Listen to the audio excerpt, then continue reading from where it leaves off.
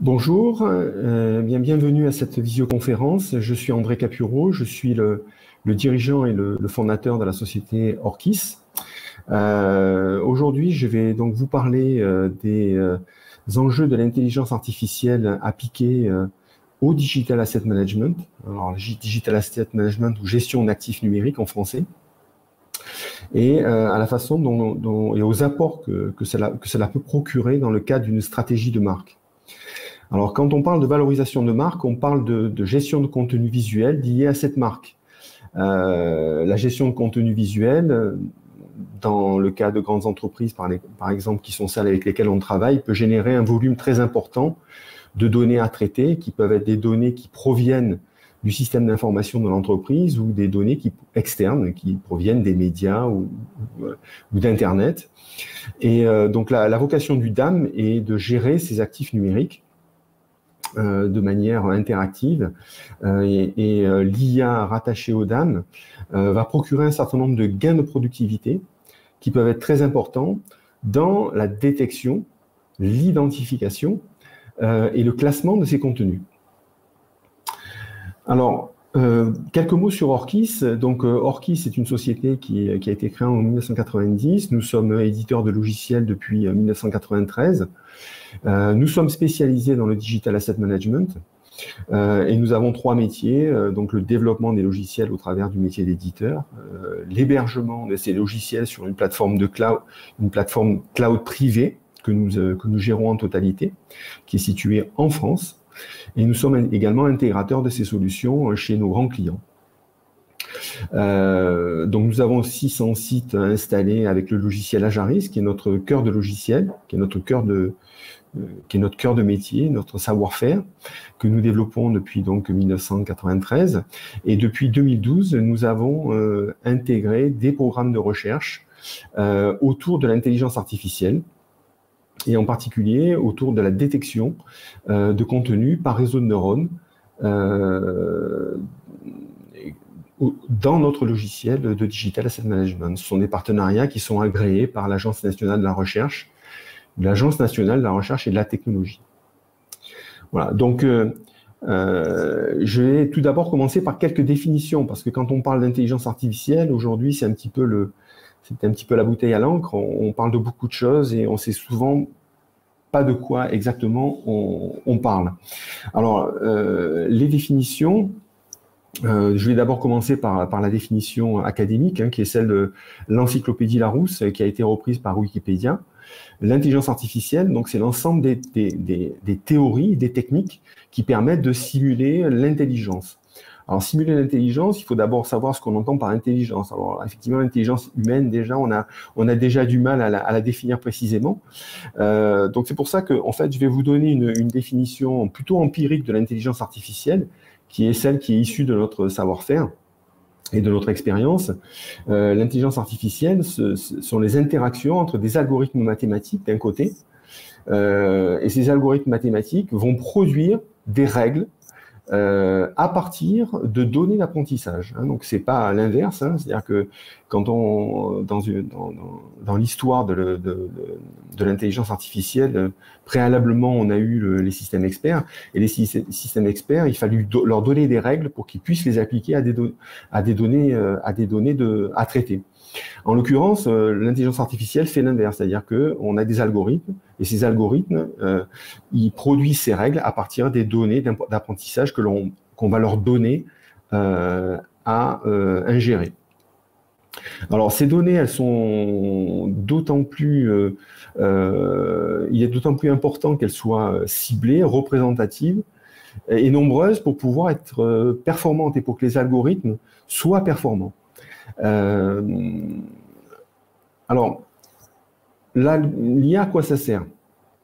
Ben, ça sert à interpréter de la manière la plus performante possible de très gros volumes de données en un temps limité pour en extraire une information synthétique et intelligible. Donc l'IA, c'est un système d'aide à la décision pour vous permettre de gérer de gros volumes de données. Et c'est ce qu'on fait dans le Digital Asset Management avec les visuels numériques. Alors, très rapidement, sans trop rentrer dans la technologie, il est important également de vous donner quelques définitions parce qu'on entend pas mal de termes circuler sur les réseaux sociaux et au niveau de l'intelligence artificielle. Donc, le rappel, c'est que on a des données, on a des gros volumes de données. On va dire au système quel résultat on veut obtenir et à partir de ces données, de ce résultat, de cette consigne, le système va en déduire des règles. Alors, il y a quelques années, en 1990, donc il y a une trentaine d'années, on a commencé l'intelligence artificielle par ce qu'on appelait le machine learning. Et puis, on est passé depuis les années 2010 au deep learning. Alors, la différence entre les deux, c'est que, sur le slide, il est noté que le machine learning utilise des données annotées et pré-traitées, et que le deep learning utilise des données annotées et non pré-traitées. Alors, je vais vous donner un exemple pour que ça soit plus clair. Si vous prenez, par exemple, une image d'un lion, si vous voulez entraîner votre système d'IA à reconnaître un lion, dans le cas du machine learning, il va falloir lui dire que le lion peut être repéré, par exemple, par sa crinière. Et dans le cas du deep learning, l'algorithme va apprendre tout seul à reconnaître le lion. C'est-à-dire que, en l'occurrence, quand on a fait cet exercice, on s'est aperçu que il repérait le lion non pas par la crinière, mais par l'écart entre les yeux. Donc c'est l'algorithme en fait qui va lui se faire sa propre représentation pour pouvoir retrouver le lion. Alors aujourd'hui, nous, on utilise dans les programmes de recherche sur lesquels on travaille, on utilise plutôt le transfer learning. Alors, transfer learning, vous voyez le petit diagramme qui est en dessous. En fait, on va extrapoler, on va permettre aux algorithmes d'extrapoler des règles à partir d'un contexte qui est le contexte d'apprentissage d'un très grand volume d'images. Donc, le référentiel, c'est ImageNet, c'est 14 millions d'images généralistes. Et nous, ensuite, au niveau des différents programmes sur lesquels on travaille, on va spécifier ces algorithmes sur des applications très, très ciblées. Alors, ça peut être de la reconnaissance de visage. On a commencé par la reconnaissance de visage. Et puis, on a appliqué ça à la reconnaissance de véhicules, marque modèle de voitures, par exemple. Et puis, je vous montrerai d'autres applications. Donc, on va spécifier très précisément les applications sur lesquelles on travaille de manière à avoir des résultats qui sont performants. Alors, l'IA dans Ajaris, qu'est-ce que l'on fait et quels sont les types de données qu'on est amené à traiter? Alors, historiquement, les premières données que nous, on est des experts de l'image, mais historiquement, on a plutôt commencé par des choses qui nous semblaient plus faciles, c'est par de l'indexation automatique de bandes son, d'audio, dans des vidéos ou des podcasts. Et puis on s'est aperçu finalement que c'était beaucoup plus compliqué de faire de l'IA sur du son que sur de l'image. Mais historiquement, on a commencé par ça.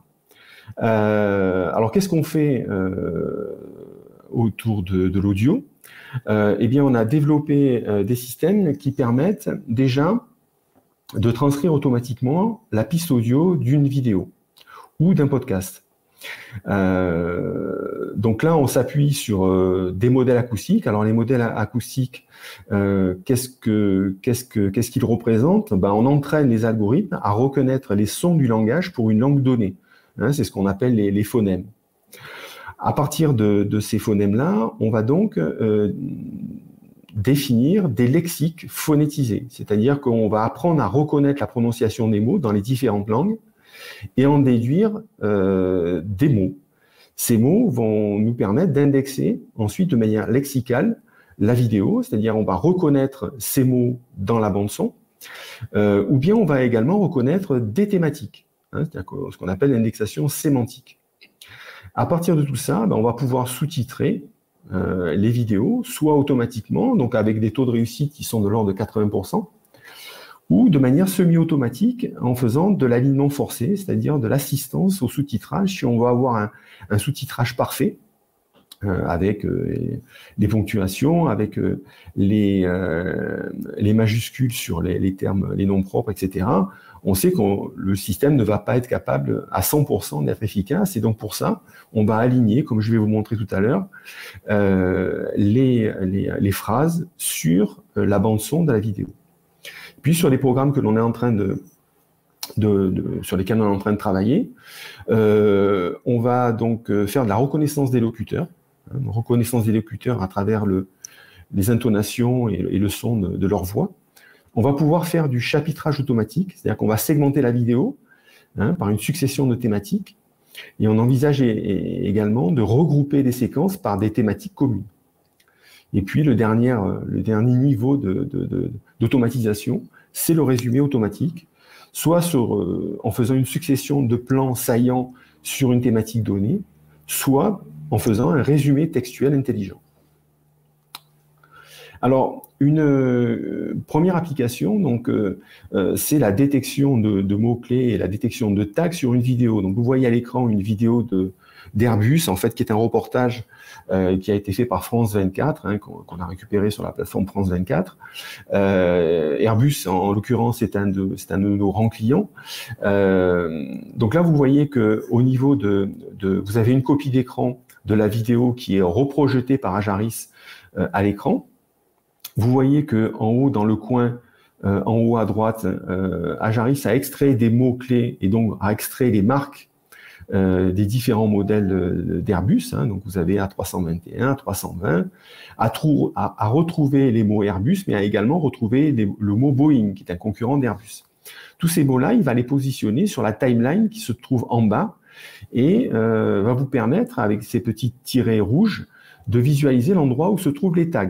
Donc vous allez pouvoir cliquer sur les tags qui sont en haut dans la fenêtre, dans la petite fenêtre qui est en haut à droite, pour pouvoir voir où ces mots ont été prononcés. Donc le système va vous permettre de vous repérer dans la vidéo et de naviguer au travers des mots-clés. Ensuite, je vous ai parlé tout à l'heure d'alignement forcé de sous-titres. Donc voici un exemple de traitement. Donc, vous voyez à gauche ici la phrase « Le problème est tout simple, combien de couleurs faut-il pour colorier une carte plane, etc. etc. » Et là, sur la partie droite, vous avez donc la timeline, le timestamp déroulé de la vidéo, avec en bleu les mots-clés balises qui ont été détectés par le système en automatique. Alors, il aurait pu en détecter beaucoup plus.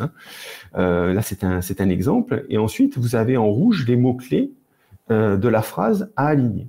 Et là, automatiquement, le système va se repérer sur les mots balises et va automatiquement aligner le sous-titre qui aura été importé et tapé dans un traitement de texte basique par une dactylo ou par un opérateur.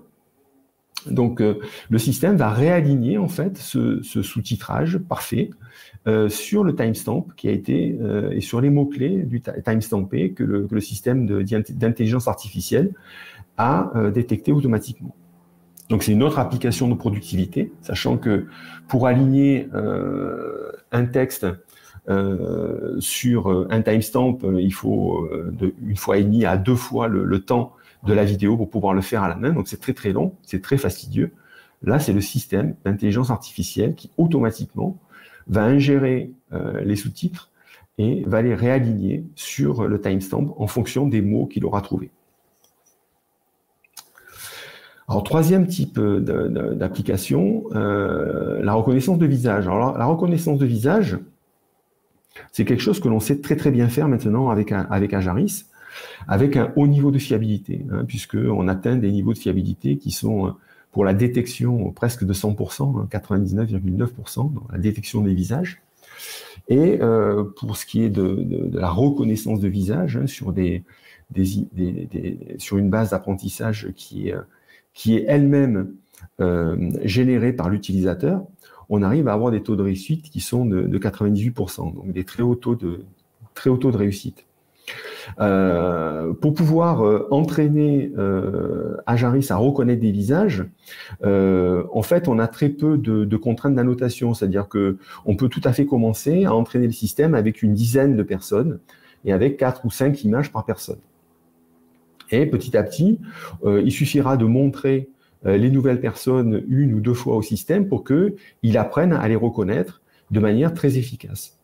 Alors vous voyez que sur l'image qui est à gauche, qui est une photo de l'équipe Orkis, vous avez donc des personnes qui ont été reconnues. Donc les personnes qui sont encadrées avec un trait plein, ce sont des personnes que l'on a montrées au système. Ensuite, vous avez des personnes qui sont entourées avec un trait en pointillé. Donc ça, ce sont des personnes qui étaient déjà connues par le système et que le système a reconnu automatiquement. Hein, donc il les met avec un trait pointillé autour et avec leur nom, bien entendu. Et puis tout à fait à gauche, vous avez une personne qui est floutée. Donc cette personne-là, deux cas de figure, soit la personne n'est pas connue, donc par sécurité, pour respecter le droit à l'image, le système, alors ça bien évidemment c'est paramétrable, hein, le système va flouter la personne. C'est-à-dire qu'il ne va pas permettre de montrer son visage. En revanche, vous avez également la possibilité, pour des personnes qui ne veulent pas être reconnues, qui sont connues par le système et qui ne veulent pas être affichées sur les images, vous allez avoir la possibilité de dire au système, cette personne, tu la connais, mais tu vas la flouter, parce qu'elle ne veut pas apparaître sur les images. Donc, dans le cas d'une stratégie de marque, vous avez, certains de nos très grands clients utilisent et ont passé des contrats avec des égéries, des égéries de marque. Et Ajaris, ça va leur permettre de gérer au sein du système, au sein de la base de données, toutes les contraintes de droit à l'image rattachées à ces égéries. Alors, déjà, Ajaris va vous permettre de collecter, de centraliser automatiquement ou manuellement dans les différents médias que vous lui donnez à ingérer, les égéries au sein du système d'information. Donc, il peut aller moissonner les images sur le système d'information ou bien vous pouvez lui importer des images manuellement. Ensuite, à partir de ces images-là, vous allez pouvoir définir déjà les personnes qui sont reconnues. Vous allez pouvoir rattacher les droits à l'image de ces personnes, rattacher les droits à l'image qui sont contraints par des contrats de cession de droits. Et en fonction de ces contrats de cession, vous allez pouvoir, lorsque les dates de fin de droit sont dépassées, bien, automatiquement anonymiser, par floutage automatique, les personnes qui sont soit inconnues, soit des personnes connues, mais avec des dates de fin de droit dépassées. Donc toutes ces opérations-là vont être faites en automatique par le logiciel Ajaris, et donc va permettre de sécuriser la gestion du droit à l'image des égéries au sein de bases de données qui peuvent en contenir plusieurs dizaines de milliers, voire centaines de milliers. Donc là encore, on a un gain de productivité qui est considérable et une sécurisation de la gestion du droit à l'image qui est liée aux performances du système d'intelligence artificielle. Alors, dernière application en matière d'intelligence artificielle, c'est spécifiquement, c'est l'exploitation de fonds patrimoniaux. Alors, la notion de marque est souvent liée à la notion de patrimoine immatériel. Alors, c'est particulièrement le cas dans le cas des concepteurs, des fabricants de tissus, de textiles pour la mode, pour le luxe. Alors, la problématique de ces fabricants, c'est que ils ont la nécessité de valoriser des très grands volumes d'échantillons. Ça se chiffre en plusieurs millions parfois d'échantillons textiles qui sont issus de leur historique. Hein. Certains ont 100 ou 150 ans d'existence et ont des millions d'échantillons textiles. Alors la problématique, c'est que ils sont incapables en termes de temps d'indexer et d'identifier tous les échantillons qu'ils ont. Donc ce qu'ils font, ils vont indexer des échantillons et un panel représentatif de ces échantillons. Alors c'est 10 000, 50 000, voire 100 000 pour ceux qui ont le plus de ressources à affecter. Et lorsque ils donnent à leurs clients la possibilité de choisir des types de motifs, des types de textiles, eh bien, au bout d'un moment, ces clients, ils vont être restreints à ces 50 000 ou plusieurs dizaines de milliers d'échantillons. Ce qui est frustrant parce que finalement, ça ne leur permet pas de valoriser les millions d'échantillons différents qu'ils pourraient valoriser. Et souvent, les clients leur disent, voilà, tu me donnes cet exemple-là qui est intéressant, mais je voudrais quelque chose d'approchant. Je ne voudrais pas exactement celui-là, mais je voudrais quelque chose d'approchant. Donc, on est en train de développer pour eux un système qui va leur permettre de rechercher, comme c'est montré là à l'écran, à partir d'un échantillon de référence, des échantillons approchants en fonction des contraintes et en fonction de l'entraînement des réseaux de neurones que l'administrateur aura décidé et en fonction de la pertinence de proximité des choix qu'il pourra proposer, qu'il souhaite proposer à son client. Donc vous avez sur les slides qui vont se succéder, vous en avez cinq exemples. Vous voyez le premier, donc vous avez ici sur la partie gauche la consigne, c'est-à-dire l'échantillon que le client aura trouvé en tapant un mot-clé, par exemple. Et sur les trois d'à côté, vous allez avoir des échantillons qui vont être proches, en proximité de cet échantillon référence. Voilà. Donc je vais faire défiler devant vous différents types de recherches. Alors cette recherche, on l'a fait sur quelques milliers d'images, hein, et on a donc demandé au système et au système d'intelligence artificielle d'aller nous trouver des échantillons approchants. Voilà le premier. Voilà un deuxième type. Hein, donc vous voyez, on est assez proche. Hein. Alors plus on va vers la droite et moins c'est pertinent, plus on va vers la gauche et plus c'est pertinent. Donc vous avez les résultats 1, 2, 3. Et sur les résultats 1, 2, 3, celui qui est le plus à gauche, proche de la consigne, c'est celui qu'il estime être le plus proche de ce que vous recherchez. Encore un autre type d'exemple. Un autre type d'exemple, alors voilà, ce qui est significatif, c'est que sur la consigne, vous avez une fleur, par exemple, et vous retrouvez très précisément la fleur sur l'échantillon qui est juste à côté, quoi. Donc, et à côté, vous avez des propositions qui sont un petit peu plus éloignées de la consigne que vous avez donnée. Voilà un autre exemple un peu plus simple, hein, qui est un chiné, donc, et donc les propositions qu'il a fait.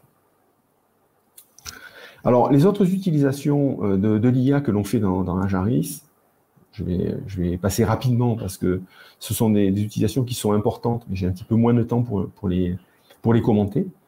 Vous avez donc de l'extraction de contenu pertinent dans les fichiers PDF, c'est-à-dire que lorsqu'on importe un fichier PDF dans Ajaris, plutôt que d'indexer la totalité du texte, Ajaris va vous extraire, le système d'IA va vous extraire les mots qu'il estime les plus pertinents par rapport au contexte du PDF, ce qui fait que, en termes de recherche, vous allez être beaucoup plus efficace pour pouvoir retrouver les bons PDF. Ensuite, dans les vidéos, on fait du dérochage automatique plan à plan, c'est-à-dire qu'on va automatiquement détecter les transitions entre différents plans d'une vidéo et les présenter sous forme de storyboard, on va dire, automatique. Ensuite, dans les vidéos, on travaille aujourd'hui sur des programmes qui vont nous permettre, parce que vous avez vu qu'on fait la reconnaissance de visage et qu'on fait de la reconnaissance également de locuteur par l'audio, eh bien dans les vidéos, on va pouvoir faire de la détection de visage, du tracking de visage pour détecter des personnes qui se trouvent dans des parties de la vidéo. La dernière thématique, ce qu'on appelle la reconnaissance multimodale, la reconnaissance multimodale de vidéos, les deux personnes dans les vidéos, c'est-à-dire qu'on va reconnaître les personnes non seulement par leur visage, mais également par le son de leur voix. Et on va pouvoir mettre en correspondance les deux, ce qui peut être très intéressant, par exemple, quand on veut repérer des passages dans des visioconférences, par exemple, comme celle que je suis en train de faire. Alors la conclusion, Ajaris, qu'est-ce que c'est? C'est un logiciel de Digital Asset Management, mais c'est de plus en plus une boîte à outils de détection de contenu média utilisant l'intelligence artificielle. Ce qu'il faut savoir, c'est qu'on on se limite pas à utiliser des librairies que l'on trouve dans le commerce, hein, mais on va perfectionner ces librairies. Et ce sont des gens chez nous qui sont des chercheurs de haut niveau, qui sont issus de laboratoires de recherche avec lesquels on travaille, et qui sont formés dans le cadre de collaboration avec ces laboratoires de recherche sur nos propres thématiques, à travers de projets labellisés par l'ANR ou la NRT. Ce qui est important, c'est que l'IA ne fonctionne pas tout seul et s'enrichit des fonctionnalités ergonomiques que l'on a dans le logiciel Ajaris. Et ce qui est important, c'est que l'utilisateur a des fonctions qui lui permettent d'entraîner ou d'apprendre au système à reconnaître des contenus et que ces fonctions font partie de l'ergonomie du moteur Ajaris. L'apprentissage, vous l'avez bien compris, se fait à partir des données. Et évidemment, quand on travaille sur un projet avec un client, on travaille sur les données du client. Donc, on est très souvent amené à proposer à nos clients des cofinancements pour développer des nouveaux algorithmes et rendre nos algorithmes d'intelligence artificielle plus performants, ce qui permet ensuite d'appliquer ces algorithmes à d'autres clients sur un même métier. On parlait d'aéronautique, par exemple, ou de mode ou de luxe. Voilà, on peut travailler avec un client pour entraîner les réseaux d'intelligence artificielle, les réseaux de neurones, à reconnaître certaines typologies de données que l'on va ensuite appliquer et qu'on va proposer à d'autres clients. Donc pour nous, l'intelligence artificielle, en tant qu'éditeur, c'est une nouvelle et une formidable opportunité de continuer à collaborer au quotidien avec nos clients. Donc voilà, vous avez la possibilité de revenir vers nous, de nous contacter. Hein. Nous sommes 4 sur le terrain, moi-même en tant que dirigeant, et je m'occupe des comptes stratégiques, hein, dans le domaine aéronautique et défense en particulier. Sylvie Roch qui s'occupe de la région parisienne, Pierre Barthes du Grand Ouest et Angélique Gounard du Grand Sud-Est. Donc vous pouvez prendre contact avec eux si vous voulez une démonstration, approfondir tout ce que je viens de vous dire et montrer comment, vous permettre de voir comment ça se passe au sein d'Ajaris. Je vous remercie de votre attention et à bientôt, j'espère. All for Content 100% digital, une production Dot Events et Broadcast Associés.